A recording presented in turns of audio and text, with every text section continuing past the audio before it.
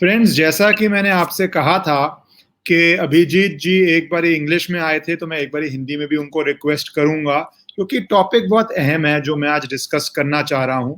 वो ये है कि कितनी पुरानी है भारत की सिविलाइजेशन।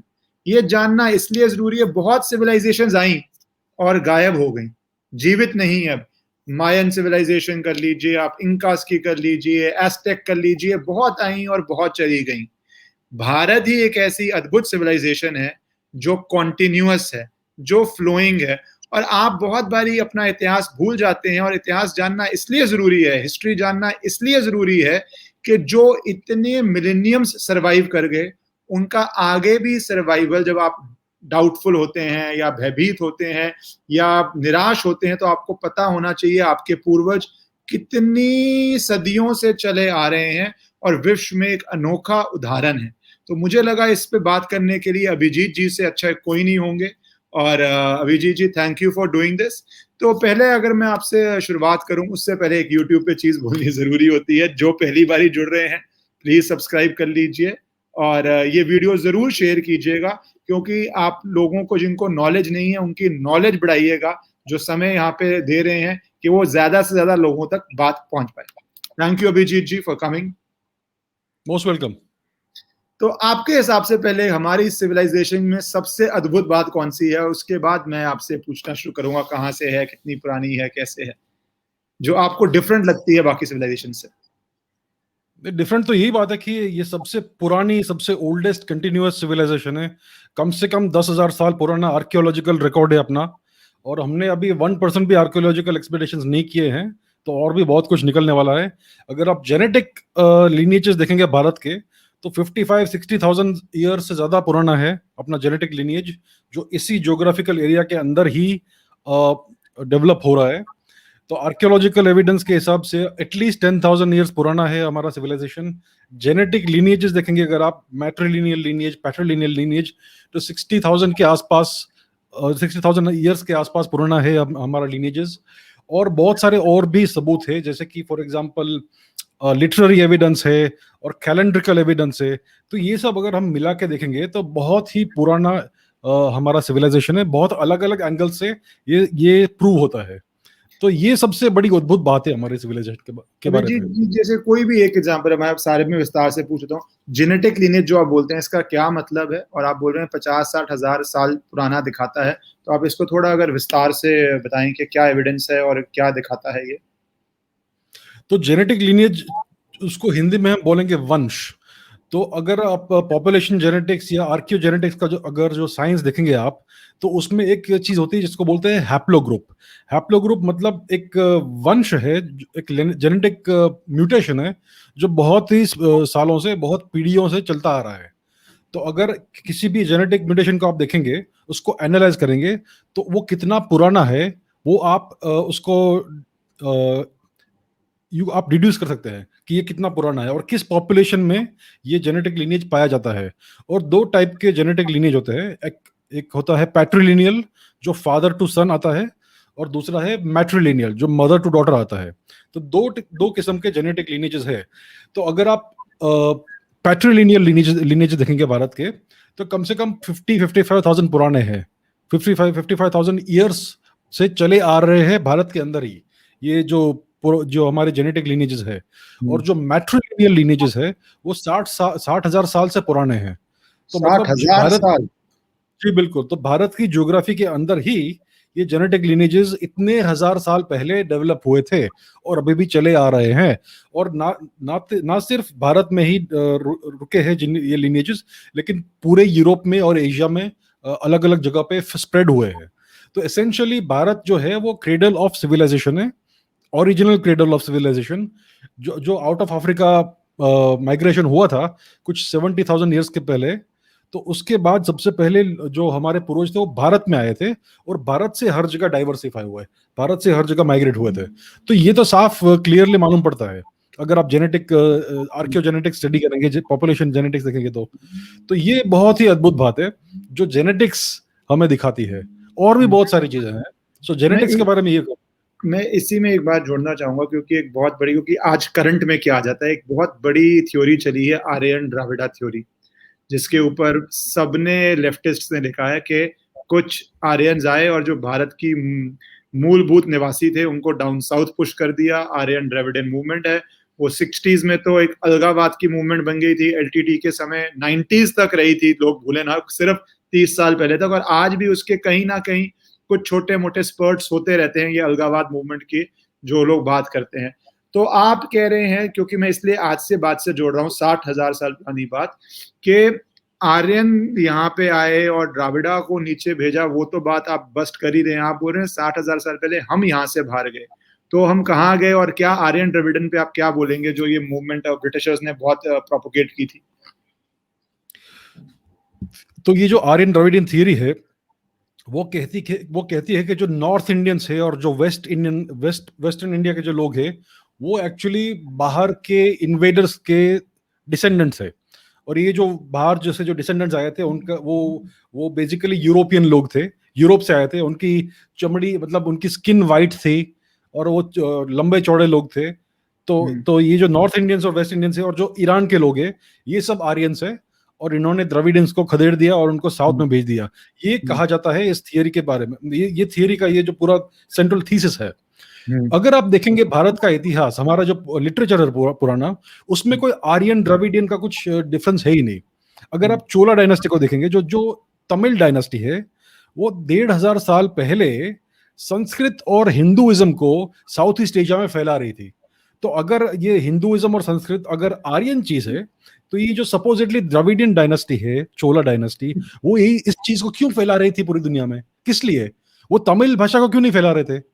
तो ये सब मिथ्स है भाई साहब, ये सारी चीजें मिथ्स है। और दूसरी बात, अगर आप फिर से मैं जेनेटिक्स में जाऊंगा, अगर आप भारत के पॉपुलेशन के जेनेटिक्स देखेंगे तो बहुत ही डाइवर्सिटी है, जेनेटिक डाइवर्सिटी है भारत के पॉपुलेशन में।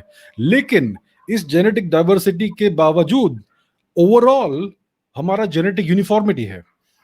सो मतलब north Indian, south Indian, east Indian, West Indian की जो जेनेटिक मेकअप है वो बहुत सिमिलर है।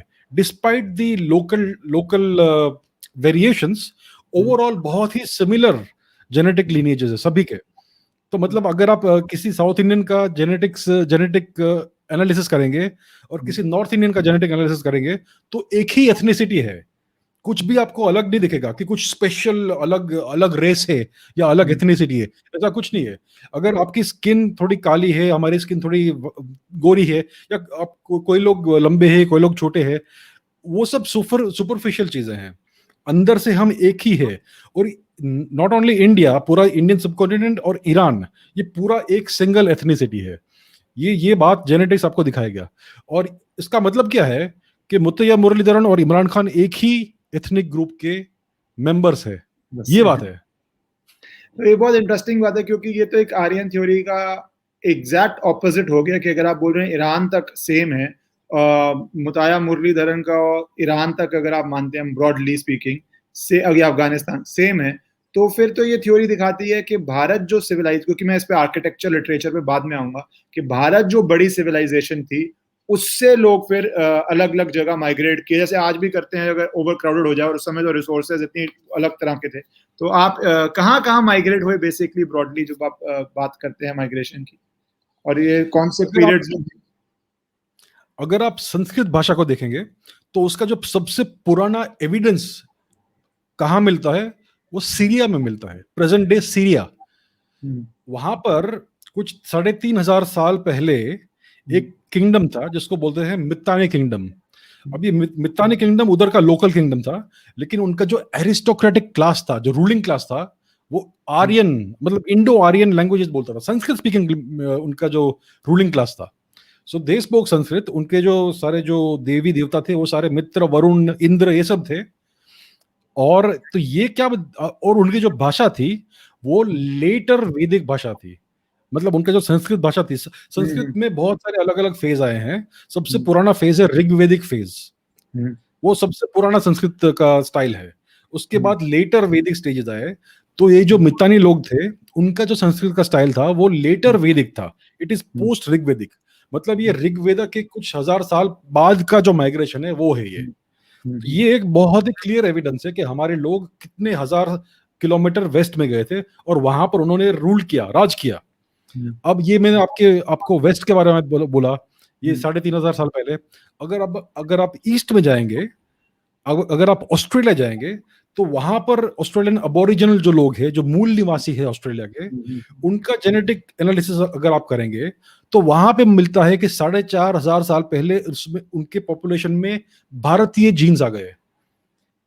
आज अगर आप ऑस्ट्रेलियन अबोरिजिनल पॉपुलेशन का जेनेटिक स्टडी करेंगे, तो उसमें अप्रोक्सीमेटली 11% इंडियन जेनेटिक्स है, इंडियन डीएनए है।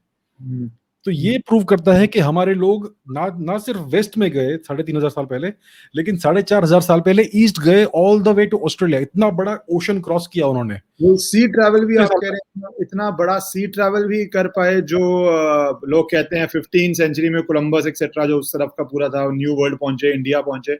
आप बात कर रहे हैं कि ये तो उससे ऑलमोस्ट 5,000 साल पहले, 6,000 साल पहले हम ऑस्ट्रेलिया तक पहुंच पाए थे।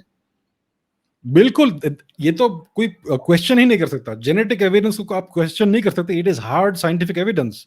उसमें कुछ भी क्या बोलते हैं, फॉल्सिफाइबल एविडेंस नहीं है। ये तो हार्ड साइंटिफिक एविडेंस है। डीएनए का जो टेस्टिंग होता है बहुत ही एक्यूरेट होता है, उसमें कुछ सवाल आप उठा ही नहीं सकते। तो जो ऑस्ट्रेलियन अबोरिजिन पॉपुलेशन है, उसमें एटलीस्ट 11% इंडियन डीएनए है। उसमें कोई शक की बात है ही नहीं। और ये नॉर्थ इंडियन है, साउथ इंडियन डीएनए नहीं है, ये सिर्फ इंडियन डीएनए है, क्योंकि उसमें कुछ डिफरेंस नहीं है। तो ये इनकंट्रोवर्टिबल एविडेंस है कि 4,500 साल पहले हमारे लोग all the way to Australia गए, और वहां पे उन्होंने अपने जीन्स छोड़े। मतलब वहां पर जो वो लोग गए, वो सेटल हो गए वहां पे।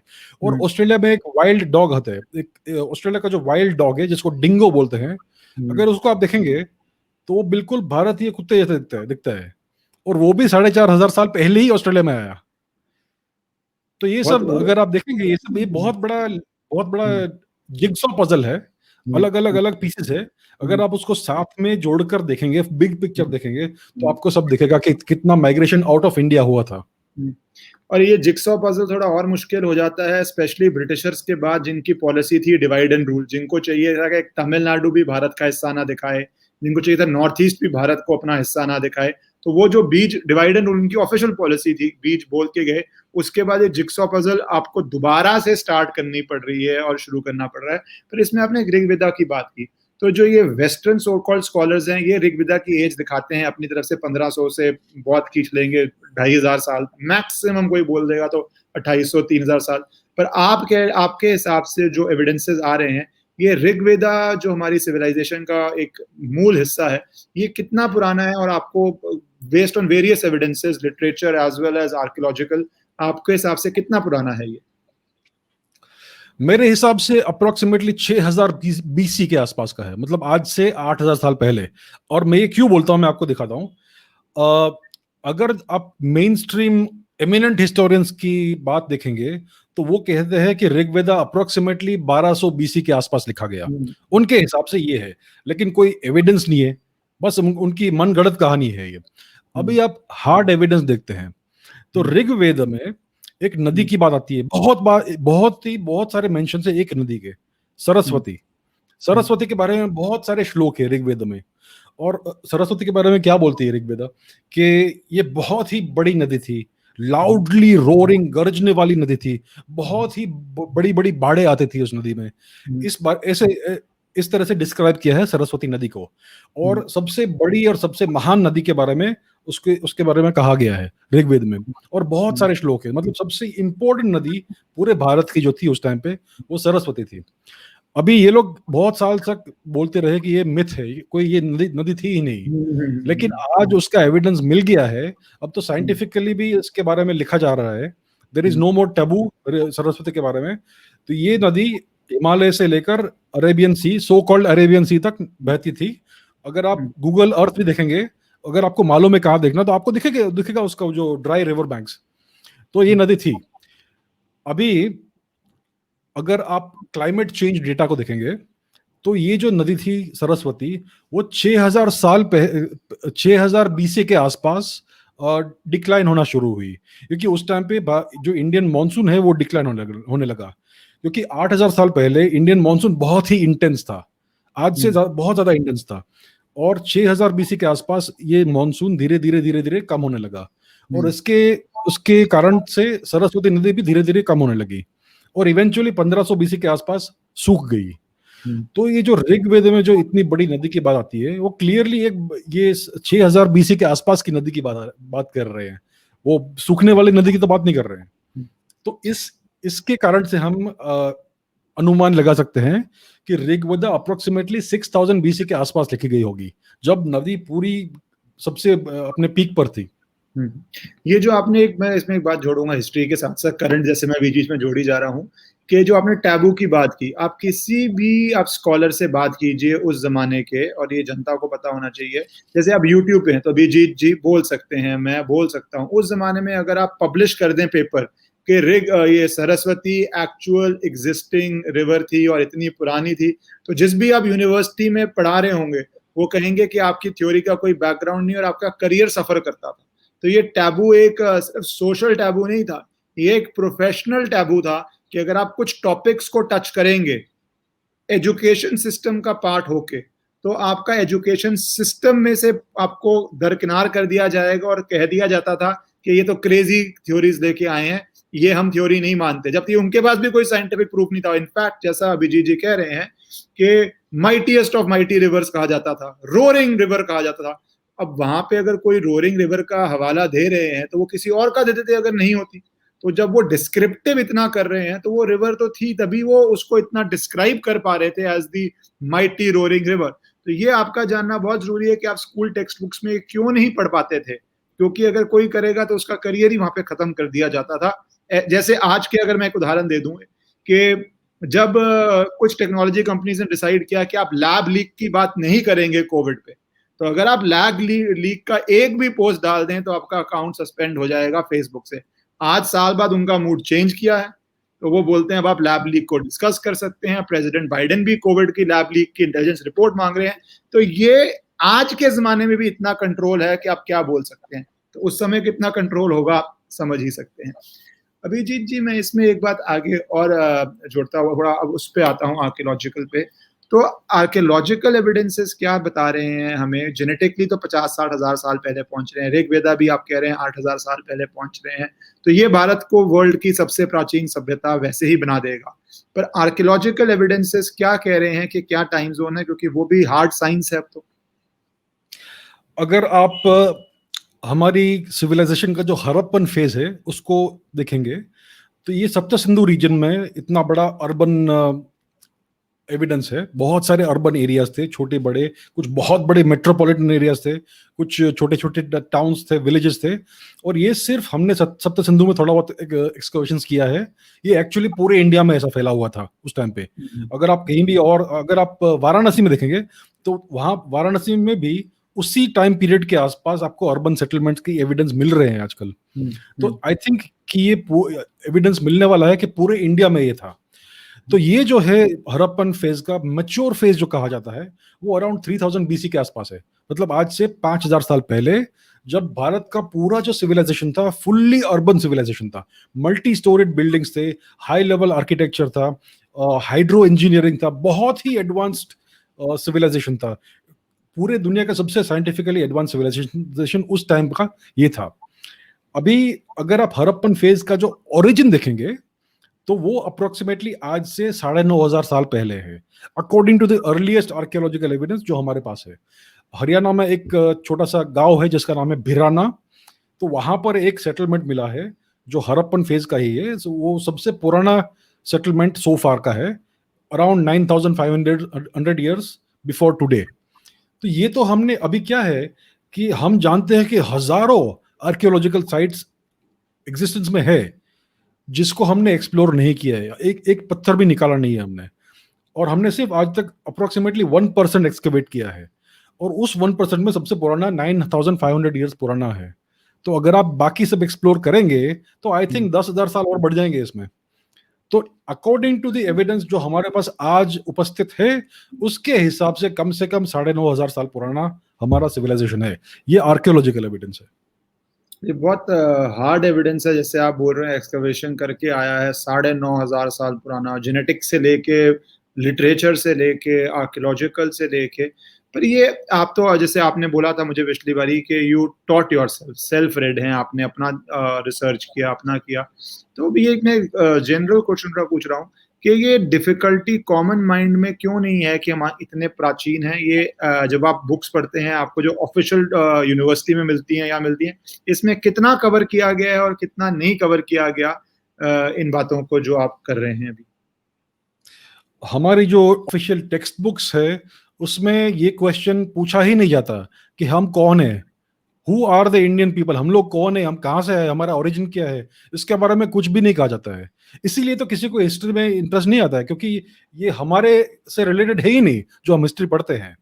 तो हमारी टेक्स्ट बुक्स में ये सब ये जो थीम्स है कि इंडियन सिविलाइजेशन कितना कितना पुराना है, हड़प्पन ईरा का क्या महत्व है हमारे सिविलाइजेशन में, ये सब बिल्कुल भी कवर नहीं किया जाता है। हाँ, हड़प्पा मोहनजोदड़ो के बारे में एक दो पैराग्राफ लिखे जाएंगे कि ब्रिटिश लोग ने इसको डिस्कवर किया और बहुत हमारे लिए बहुत बड़ा उपकार किया उन्होंने, एक्सेट्रा, लेकिन इससे ज्यादा कुछ कहा नहीं जाता है इसके बारे में।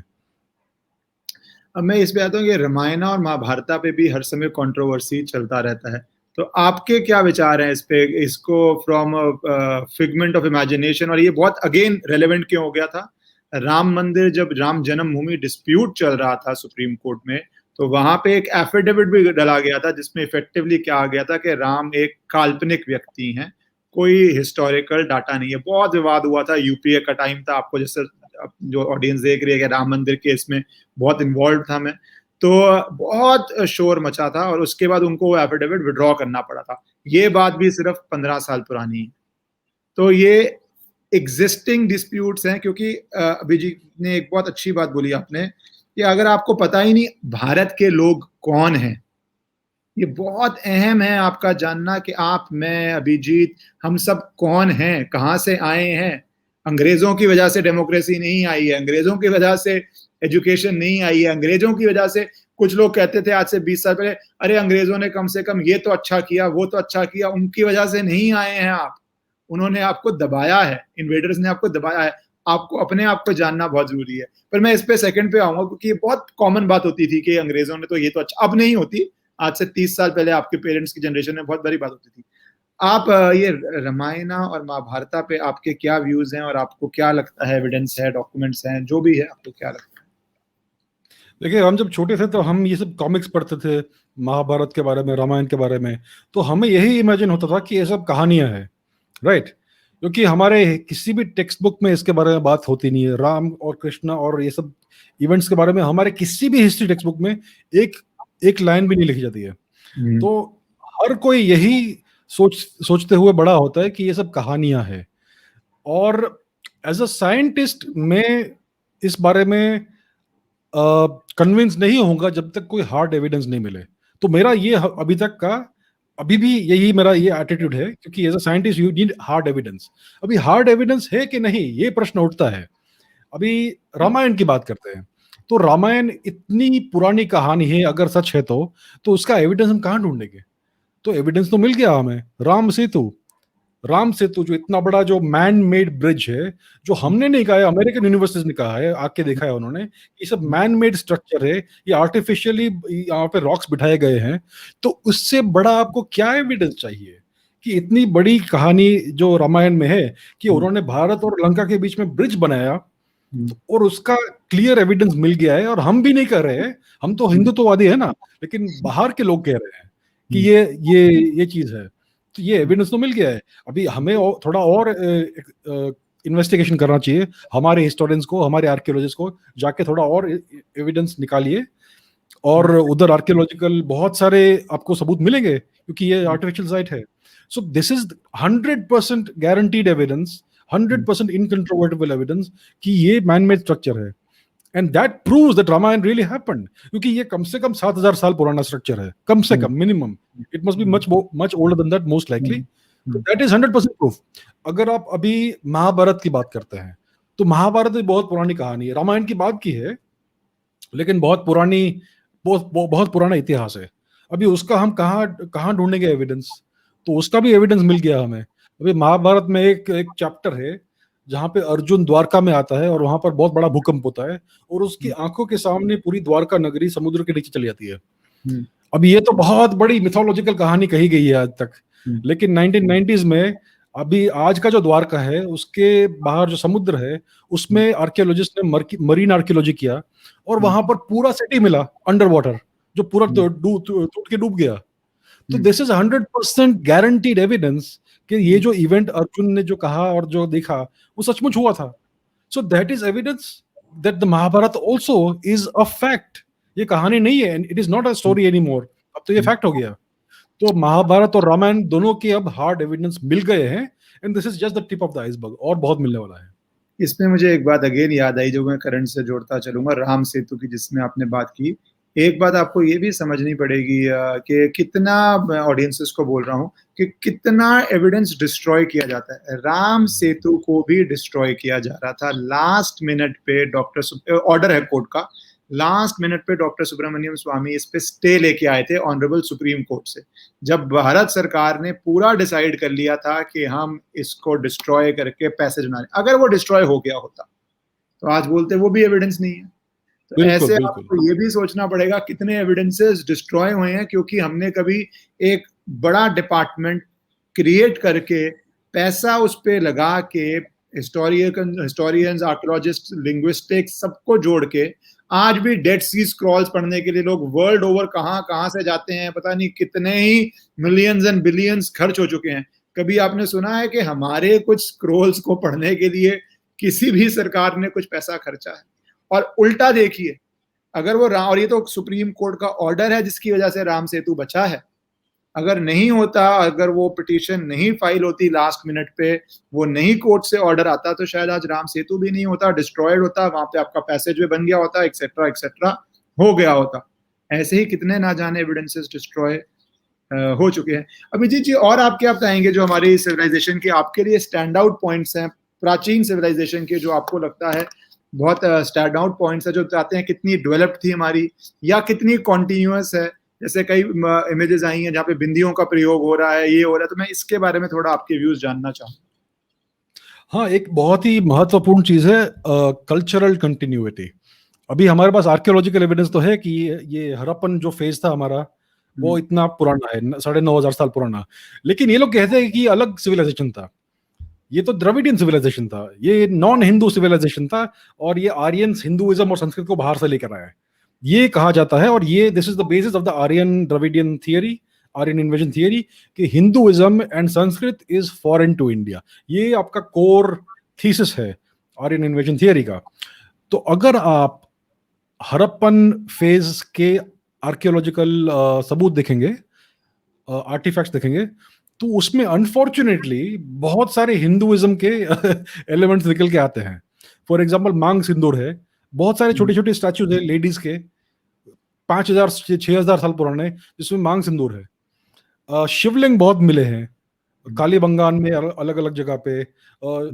पशुपति शिव का जो स्टैचू कार्विंग है वो मिला है। और ऐसी बहुत सारी चीजें जो लेडीज बैंगल्स पहनती है, बड़ी बड़ी बैंगल्स, उसके बहुत सारे स्टैचूज मिले हैं। योगा पोजेस के बहुत सारे स्टैचूज मिले हैं। तो ये सब कल्चरल चीजें हैं जो आज भी इंडिया में पाई जाती है। और हड़प्पन फेज में 5, 6, 7,000 साल पहले भी वही चीजें चली आ रही थी। तो ये आपको क्या दिखाता है कि अचानक से कुछ बाहर का कल्चर नहीं आया इंडिया में। ये हमारा जो कल्चर आज हमें दिखता है वो हड़प्पन फेज से ही चला आ रहा है। 9,000 साल से सेम कल्चर चला आ रहा है। कल्चरल कंटिन्यूटी के अनमिस्टेकेबल, अनडिनायबल एविडेंसेस मिले हैं हमें। सो इंडियन कल्चर इतना पुराना है। It is not just Indian archaeology, Indian culture ही इसमें दिखता है कि एक ही कल्चर चला आ रहा है। तो ये सबसे इंपॉर्टेंट चीज है इसके बारे में। और ये बहुत इंपॉर्टेंट है क्योंकि आप देखिए यूरोप पूरा आज की डेट में पूरा मींस बहुत बड़ा हिस्सा क्रिश्चियनिटी को कन्वर्ट हो गया, जो एक डेफिनेट स्टार्टिंग डेट है। या आप देखिए जो इस्लामिक कन्वर्जन हो गया सारा, वो एक डेफिनेट स्टार्टिंग डेट है। 1st century, 7th century starting dates है। कोई भी व्यक्ति सनातन धर्म की, हिंदुइज्म की क्या स्टार्टिंग डेट है, कोई भी वेस्टर्न स्कॉलर आके आपको नहीं बता पाता। क्यों नहीं बता पाता? क्योंकि उनकी जो मेमोरी है उसको, मेरा ये मानना है, हिस्टोरियन आप है, मैं कोई इतना डीप हिस्टोरियन नहीं हूं, बट अगर उनकी मेमोरी में कोई स्टार्टिंग डेट होती तो वो आपको बताते हैं कि हाँ जी फर्स्ट सेंचुरी था 10-20 साल डिकेड ऊपर नीचे चलता है, या 7th सेंचुरी था 10-20 साल डिकेड ऊपर चलता है। उनके रिकॉर्ड्स में जब वो लिखते थे, उनके पास हमारी स्टार्ट डेट नहीं है। क्या ये सही होगा मेरा एनालिसिस, या आप इसमें बोलेंगे कि वो स्टार्ट डेट के बारे में क्या बोल सकते हैं या क्या कह सकते हैं कि इस दिन हिंदुइज्म का जन्म हो गया? नहीं नहीं, यू आर राइट कि हमारे पास कोई स्टार्टिंग डेट नहीं है कि कहाँ कि किस सेंचुरी में या किस मिलेनियम में हिंदुइज्म और सनातन धर्म का जन्म हुआ। हमारे पास कोई आइडिया नहीं है। जितना भी हम पुराना पुराना ढूंढते हैं वहां पे आपको एविडेंस मिलता है कि यही कल्चर चलता आ रहा था। तो ये कल्चर हमारा कम से कम 10,000 साल पुराना है अकॉर्डिंग टू दी एविडेंस जो हमारे पास अभी तक मिला है। अगर हम और थोड़ा इन्वेस्ट करेंगे आर्कियोलॉजी में तो और पुराना निकलता जाएगा फॉर श्योर। ये सबसे पुराना सिविलाइजेशन है, सबसे पुराना कंटिन्यूअस कल्चर है, इसमें तो कोई शक है ही नहीं। अगर आप वेस्टर्न लोग को देखेंगे तो उनको ये आई मीन जो यूरोसेंट्रिक एकेडमिक सिस्टम है, दे आर वेरी जेलस ना। उनका कितना शॉर्ट सिविलाइजेशन है, बहुत बहुत ही रिसेंट चीज है उनका। और ये इतने क्या कहते हैं सबसे पावरफुल है आजकल, तो उनको ये अच्छा नहीं लगता कहना कि हम इतने पावरफुल है, हम इतने रिच है। लेकिन सबसे पुराना और सबसे रिच और सबसे एडवांस कल्चर कोई और है। तो इसके लिए ये लोग ये सब यूरोसेंट्रिक चीजें निकाल रहे हैं और बहुत सालों से ये चलता आ रहा है। ये एकेडमिक माफिया जो है ये बहुत सारे इंफॉर्मेशन को सप्रेस करते आ रहे हैं और हिस्ट्री को डिस्टॉर्ट करते आ रहे हैं। इवन जेनेटिक्स में ये लोग ट्राई कर रहे हैं आजकल इस चीज को डिस्टॉर्ट करने को, लेकिन ट्रूथ विल कम आउट, उसमें कोई शक ही नहीं है। जेनेटिक्स में क्या ट्राई कर रहे हैं, क्योंकि वो तो अब एक हार्ड साइंस है, उसमें क्या अटेम्प्ट्स हो रहे हैं इसको चेंज करने के, आप इंटरप्रिटेशंस चेंज करने की, क्या कहेंगे आप इस पे? अभी डेटा तो डेटा है, लेकिन डेटा के ऊपर आप कहानी कुछ भी बना सकते हैं। तो अगर आपको कोई कोई जेनेटिक लिनिएज मिला है तो ये आजकल उसको कहते हैं कि ये ईरानियन जेनेटिक लिनिएज है या फिर सेंट्रल एशियन जेनेटिक लिनिएज है। उसके ऊपर ऐसा टाइटल बिठा देते हैं, वो लोग टैग लगा देते हैं। और अगर वो इंडिया से भी निकला होगा तो भी उसको बोलेंगे कि ये ईरानियन जेनेटिक लिनिएज है या ये स्टेप लिनिएज है। तो इस तरह से ये लोग गलत टाइटल्स बिठा देते हैं इन सब चीजों के ऊपर, ताकि जो ले पर्सन है उनको लगे कि ये सब बाहर से आया है। और कुछ कुछ पॉपुलेशन है जो यूरोप में गए थे एज इन्वेडर्स, जो सेंट्रल एशिया से गए थे। तो ये लोग कहते हैं कि सेंट्रल एशियन इन्वेजन से है, लेकिन सेंट्रल एशिया में कहाँ से आया था ये पूछते नहीं है, राइट? ये जो पॉपुलेशन है वो सेंट्रल एशिया से यूरोप में गया, लेकिन सेंट्रल एशिया में कहाँ से आया था ये तो जरा बताइए। तो ये सब इसमें भी बहुत सारे गैप्स निकाल रहे हैं ये लोग, और डिलिबरेटली ये लोग डेटा को चेरी पिक करके अलग सी कहानी बनाने को ट्राई कर रहे हैं।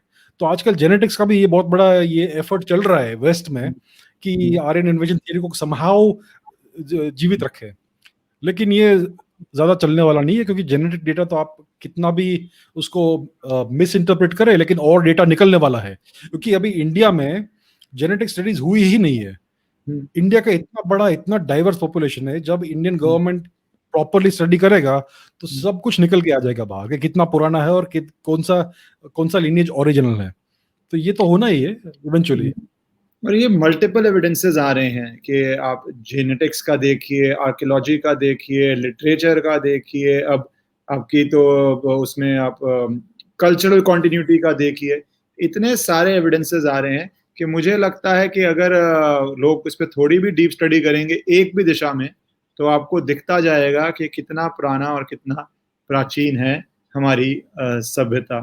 Abhijit ji, thank you so much for your time and discussing all these issues. और आप लोग प्लीज इस वीडियो को शेयर कीजिएगा, सब तक ये नॉलेज पहुंचाइएगा कि आपको पता हो आप कितने पुराने हैं, आप कि कहाँ कहाँ आपकी जड़ें कहाँ तक हैं कि ढूंढनी मुश्किल है। आपकी स्टार्ट डेट कोई नहीं बता सकता, जबकि आप हर जगह की स्टार्ट डेट बता सकते हैं कि यूएस से जो इतना माइटी देश है कैसे स्टार्ट हुआ, ब्रिटेन में कब स्टार्ट हुआ, ये आपका मोस्ट कल्चर जो आज हैं आप सबकी स्टार्ट डेट बता सकते हैं, मोस्ट रिलीजन्स की आप वो डेफिनेटली स्टार्ट डेट बता सकते हैं। बहुत कम है जिनकी आप नहीं बता सकते, उसमें से सबसे बड़ा नो डाउट मेरे ख्याल से सनातन धर्म है। So thank you Abhijit ji for your time, it was lovely to have you, thank you so much. Most welcome, thank you.